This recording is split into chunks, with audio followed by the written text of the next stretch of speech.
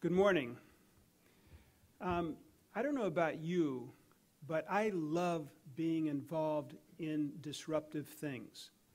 And every one of you here are involved in one of the biggest disruptions that we have had in decades in the world in terms of trading.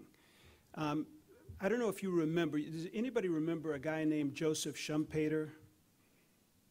He did not trade on the floor of any of the exchanges. He was an economist way back, and he's the guy that postulated this idea that capitalism was really was driven by this process called creative destruction, that new technology would come into play, and that new technology would create much better ways of doing something, and the old ways would disappear. And it was a painful thing. I've been involved in the I've been involved in the futures industry specifically since 1979. And the transformation that's taken place in the last 10 years or so has been incredible. And everybody here, I think, is here because they want to get their heads around what's going on and how can they change what they're doing in order to deal with this. If you're a trader, you want to figure out how to trade faster, smarter, more effectively. If you are a broker-dealer or an FCM, you want to figure out how you can supply your customers with great execution and transaction services, but at the same time without taking huge, crazy risks. If you are an exchange, you want to basically give the best service you can to attract customers, especially in competitive situations, which we certainly have in the case of the equities market. And if you're a regulator, and I'm a little bit sensitive to that point of view because I was a regulator for a couple of years at the CFTC, if you're a regulator, you want to figure out how to allow this system, this technology to develop, to evolve without the system getting damaged, without the credibility of the markets being damaged. And so we all come to this with a different vantage point, and traders basically want regulators to get out of the way, to let them do what they want to do.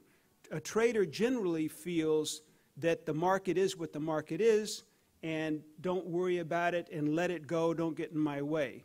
Regulators, on the other hand, are concerned about things like flash trading, flash crashes, people losing their confidence in the market. And they're concerned about IPOs being done properly and effectively. So there's all kinds of really interesting issues. The only way we're going to come out of this with any kind of reasonable regulation is if traders talk to regulators. And one of the things that I like that I've seen is that, at least on the CFTC side, which I'm more familiar with, there's been a lot of dialogue between the Commission itself and with a lot of different trading groups. And as one example of that is the Trading Technology the Technology Advisory Committee that has a lot of industry people on it. So the last thing I want to say about this is, despite the disruption, for those of you that remember the old days sucked in many respects, and excuse my use of technical terms, but we did not really have transparency.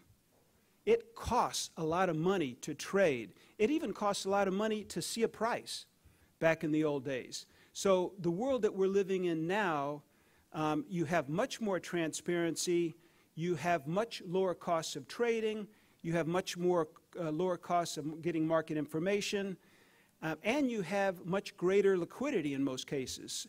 Of course, you have a lot of problems to deal with, but I think this is a really exciting era that we're in right now, and I think this conference is I'm very happy to be here, very excited to be here, because I think it's a very exciting, I'm looking forward to hearing every one of these presentations.